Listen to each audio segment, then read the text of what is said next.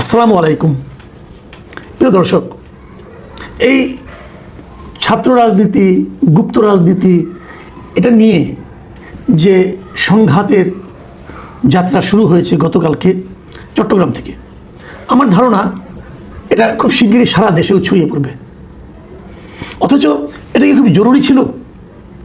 কেন এই সংঘাতের জন্ম হচ্ছে, কেন এটা ছড়িয়ে পড়ছে, এটা কিন্তু আমি মনে করি আমাদের জন্য একটা গুরুত্বপূর্ণ বিষয়। আমি বিষয়টা একটু খোলাসা করে বলি আপনাদেরকে।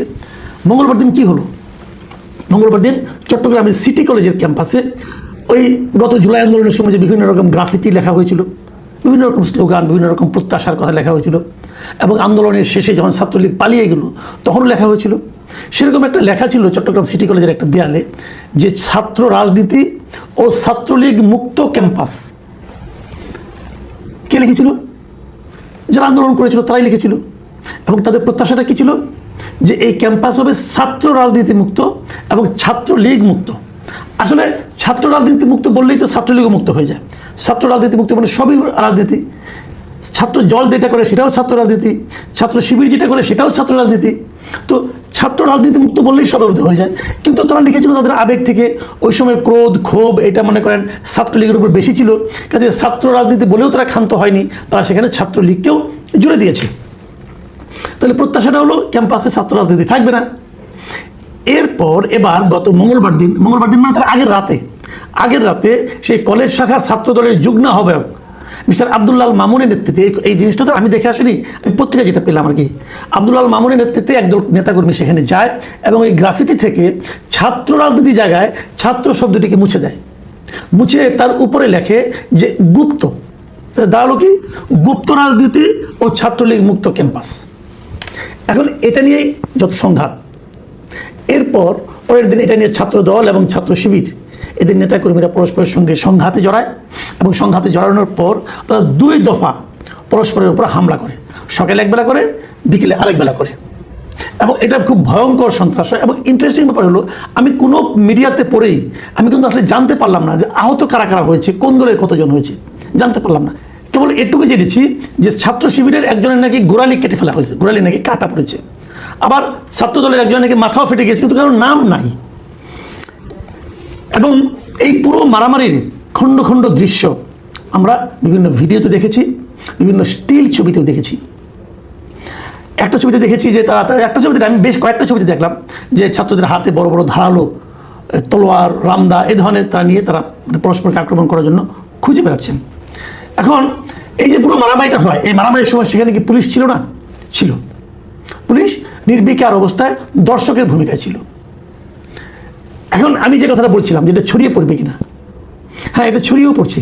এরই মধ্যে রাজশাহী বিশ্ববিদ্যালয়ে দেখলাম ওখানে যারা ছাত্র দলের লোক আছেন তারা বলতেছেন যে তারা নাকি গুপ্ত রাজনীতির বিরুদ্ধে অভিযান শুরু করেছেন, এবং ওরাও দেখলাম বিভিন্ন জায়গায় দেয়াল লিখন দিচ্ছেন যে গুপ্ত রাজনীতি বন্ধ করতে হবে।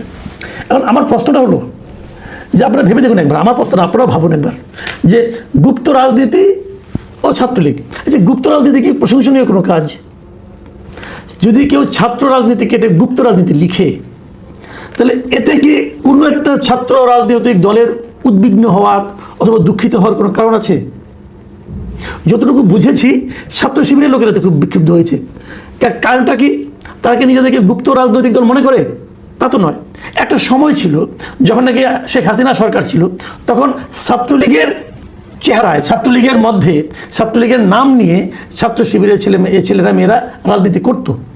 এটা তাদের একটা কৌশলও হতে পারে, তাহলে বললেই হয় যে এটা আমাদের কৌশল ছিল। তারা এতে ক্ষিপ্ত হচ্ছে কেন? মানে গুপ্ত নিয়ে ক্ষিপ্ত হওয়ার কি আছে? এই জিনিসটা কিন্তু আমার কাছে এখনো ক্লিয়ার না। তা তো বলতেই পারে যে একসময় আমরা এটা করেছি, এটা আমাদের স্ট্র্যাটেজি ছিল, তা না হলে আমরা সার্ভাইভ করতে পারতাম না, অতএব টিকে থাকার জন্য আমরা এটা করতে বাধ্য হয়েছি। যদি বলতে পারতো এটা একটা স্ট্র্যাটেজি হতেই পারে, কিন্তু আপনারা ক্ষিপ্ত হচ্ছেন কেন? মানে ওই যে ওরকম আছে না যে ঠাকুর ঘরে কে রে, আমি কলা খাই না জাতীয় আলোচনা। মানে ছাত্রদল তো বলেনি যে আপনি সেই গুপ্ত, ওখানে যদি গুপ্ত লিখে দেয় ছাত্রদল, তাহলে সেখানে ছাত্র শিবির কেন খেপে যায়? এটা কিন্তু একটা খুব গুরুত্বপূর্ণ পয়েন্ট। তার মানে তাদের রাজনীতিতে তারা যে গুপ্ত ছিল, এটাকে তারা নিজেরাও খুব একটা এনজয় করতে পারছে না, অথবা নিজেরাও এটাকে খুব জাস্টিফাইড কাজ বলে মনে করতে পারছে না, এটাকে নৈতিকভাবে শক্ত সামর্থ্য কোনো কাজ বলে তারা নিজেরাও ভাবতে পারছে না। এটাই কি কারণ? হতে পারে এই কারণটা, আমি জানি না। কিন্তু মারামারিটা কেন হলো এটা আপনি আমাকে বোঝান। আজকে থেকে 2 বছর আগে যখন নাকি শেখ হাসিনা সরকার ছিল, তখন এই সিটি কলেজে ছাত্র দল এবং ছাত্র শিবির যারা আজকে প্রবল প্রতাপের সঙ্গে মারামারি করছে, তারা কোথায় ছিল? তারা লুকায়িত অবস্থায় ছিল। কেন? তখন আরেকটা সংগঠনের প্রবল দাপট ছিল। সেই ছাত্রলীগের যারা দাপটের নেতা ছিল তারা এখন কোথায়? মানে একসময় যারা বাঘ ছিল তারা এখন বিড়াল হয়ে পালিয়ে বেড়াচ্ছে, অথবা ইঁদুর হয়ে গর্তে ঢুকে পড়েছে। আর একসময় যারা ইঁদুর হয়ে গর্তে ছিল, অথবা বিড়াল হয়েছিল, অথবা মানে কোকিলের হয়ে বাচ্চা হয়ে কাকের মধ্যে বসবাস করছিল গুপ্ত অবস্থায়, তারা এখন বাঘ আকারে মারামারি করছে পরস্পরের সঙ্গে। একটা কথা ভাবুন তো, যে ছাত্রলীগের ওই মাস্তানরা, ওই বীর পুঙ্গবরা, তারা এখন কোথায়? তারা কেন নেই? কেন? তাদের শক্তি কি এদের চেয়ে কম? এদের শক্তি কি বেশি? ছাত্রদল এবং ছাত্র শিবিরের শক্তি কি বেশি? তাহলে এই বেশি শক্তি নিয়ে তারা লুকিয়েছিল কেন? এগুলি এ কারণেই হয়েছিল যে এখন যারা আছে তারা যদি তখন বের হতো তাহলে তাদেরকে পুলিশে ধরতো, আর তখন যারা লুকিয়েছিল তারা এখন বের হয়েছে, তাদের কিন্তু পুলিশে ধরবে না। ওরকম উল্টোভাবে ছাত্রলীগের লোকেরা তখন যে মারামারি করতো, প্রকাশ্যে চাঁদাবাজি করতো, তাদেরকে পুলিশে ধরতো না। এখন তারা করতে হচ্ছে ধরা খাবে পুলিশের কাছে। তাহলে মূল ভয়টা হলো রাষ্ট্রের কাছ থেকে ভয়টা, সরকারের কাছ থেকে ভয়টা। তাহলে সরকার এদেরকে প্রশ্রয় দিচ্ছে বলে এরা মারামারি করতে পারছে। সরকার কাছ থেকে প্রশ্রয় পাচ্ছে ছাত্র দল, এবং বিরোধী দল, প্রধান যে সংসদের বিরোধী দল, তাদের কাছ থেকে প্রশ্রয় পাচ্ছে ছাত্র শিবির। তাহলে কিন্তু গুপ্ত টুপ্ত কোনো ইস্যু না, ওটা হলো কিন্তু ঝগড়ার একটা অজুহাত, লাগে না? একটা অজুহাত তৈরি করে নিয়েছে। তো আমরা কি এই ছাত্র রাজনীতি চাই? আমরা তো চাই না। ছাত্র রাজনীতি, আমি যদি বলি যে বিএনপি যে কাজটা করেছে, মানে ছাত্র দল যে কাজটা করেছে, তারা ছাত্র রাজনীতি ছাড়া ক্যাম্পাস চায় না। আগে ছিল ছাত্র রাজনীতি, তো ওটা যদি থাকতো তাহলে তো এই ক্যাম্পাসে শিবিরও রাজনীতি করতে পারে না, ছাত্র দলও রাজনীতি করতে পারে না। শিবির আমরা একটা ট্যাকটিক আছে, শিবির কিন্তু নিজেরা রাজনীতি করে না, বলে দেন আমরা কোনো ছাত্র রাজনীতি করি না। নির্বাচনের সময় তারা অন্য নাম নিয়ে আলোচনা করে। ওই যে গুপ্ত থাকার যে একটা প্রবণতা, তাদের মধ্যে কিন্তু প্রবণতাটা এখনো আছে। আপনি ঢাকা বিশ্ববিদ্যালয় দেখেন, অথবা অন্য চট্টগ্রাম বিশ্ববিদ্যালয় দেখেন, অথবা রাজশাহী বিশ্ববিদ্যালয় দেখেন, যেগুলোতে ইলেকশন, ছাত্র সংসদ ইলেকশন হয়েছে, কোথাও কিন্তু শিবির তার নিজের ব্যানারে রাজনীতি করে নাই, তার নিজের ব্যানারে ইলেকশনও করে নাই। আগের থেকে ছিল ছাত্রলীগের ব্যানারে, তারপর রাজনীতি করেছে অন্য একটা সংগঠনের ব্যানারে, এবং নির্বাচনও করেছে ওই সংগঠনের ব্যানারে। এবং তারা ছাত্র দলকেও হলগুলিতে কমিটি করতে দেয়নি, বলেছে যে না, ছাত্র রাজনীতি বন্ধ। তারা কি আসলে ছাত্র রাজনীতি বন্ধ এই কথাটাকে বিশ্বাস করে না, বরঞ্চ তারা ছাত্র রাজনীতি করে গুপ্তভাবে করে। তাহলে এটা দেখে ছাত্র দল যদি গুপ্ত রাজনীতি বন্ধের কথা বলে, আমি তখন কোনো ভুল দেখছি না। তাহলে ওনারা মাইন্ড করে কেন? তার মানে ওনারা আসলে গুপ্ত রাজনীতি করে। আবার বিপরীত দিকে মারামারিটা আপনি কেন করেন? কারণ সরকার অথবা বিরোধী দল আপনাদেরকে প্রোটেকশন দিতে পারে। পুলিশ কেন চুপ করে দাঁড়িয়ে থাকে? এই কারণে দাঁড়িয়ে থাকে, এদেরকে ধরলে বরং উল্টো পুলিশের উপরে একটা পানিশমেন্ট আসতে পারে। পুলিশকে হয়তো এমন প্রত্যন্ত অঞ্চলে বদলি করে দিবে যে তার জীবনই একদম ভয়ঙ্কর অবস্থা হয়ে যাবে। তাহলে চক্রটা কোথায়? এই চক্র থেকে আপনি বেরোবেন কিভাবে? এটা কিন্তু একটা, আমি মনে করি, বড় প্রশ্ন। আমি নিজে মনে করি পার্সোনালি, যেন আমি নিজে ছাত্র জীবনে রাজনীতি করতাম, আমি যখন ইউনিভার্সিটিতে পড়তাম আমি রাজনীতি করতাম ভাই, আমি অস্বীকার করি না। এবং যখন আমি করতাম তখন আমাদের সামনে কিন্তু ওই কথাটাই বলা হতো যে ৭১-এর যে মুক্তিযুদ্ধ হয়েছে সেটা কিন্তু ছাত্র রাজনীতির কল্যাণেই হয়েছে।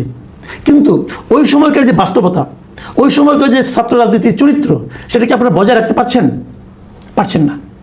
ওই সময় ছাত্রলীগ কিন্তু আওয়ামী লীগকে পরিচালিত করতো। বাংলাদেশের প্রথম বাংলাদেশের যে পতাকা, জাতীয় পতাকা, এটা কিন্তু আওয়ামী লীগ উত্তোলন করে নাই, ছাত্রলীগ উত্তোলন করেছিল। কাজেই ছাত্রলীগ বরঞ্চ আওয়ামী লীগের উপর একটা প্রেশার ক্রিয়েট করেছিল দেশটাকে স্বাধীন করার জন্য। সেই ছাত্র সংগঠনের চরিত্র কি এখন আছে? সেই সময় কিন্তু ছাত্রলীগের কমিটি আওয়ামী লীগ নির্ধারণ করে দিত না, কিন্তু এখন ছাত্রদলের কমিটিও ঠিক করে দেন বিএনপি, ছাত্র শিবিরের কমিটিও ঠিক করে দেন জামাত ইসলাম। মুখে বলে না আমরা কিছু জানি না, আমরা কিছু বুঝি না, কিন্তু ঠিক করে দেন। আর ছাত্রলীগ আমরা তো বলেই দিত যে কমিটি ঠিক করে দেবেন আপা, এগুলো তো হতো। তাহলে আমরা কি এই ছাত্র সংগঠন চাই যে ছাত্র সংগঠন মূল রাজনৈতিক দলের লাঠিয়াল হিসেবে কাজ করবে? আমরা এটা চাই না। কারণ এই লাঠিয়াল হিসেবে কাজ করে কারো আপনার গোড়ালি কাটা যাচ্ছে, কারো মাথা ফেটে যাচ্ছে, কিন্তু যেই মূল দল তাদের কিছু হচ্ছে না। তাহলে এই রাজনীতি ছাত্ররাই বা কেন করবে? আমি মনে করি রাজনৈতিক দলের লেজুর ভিত্তির ছাত্র রাজনীতি ইমিডিয়েট বন্ধ হওয়া উচিত। আর ওই ছাত্র রাজনীতি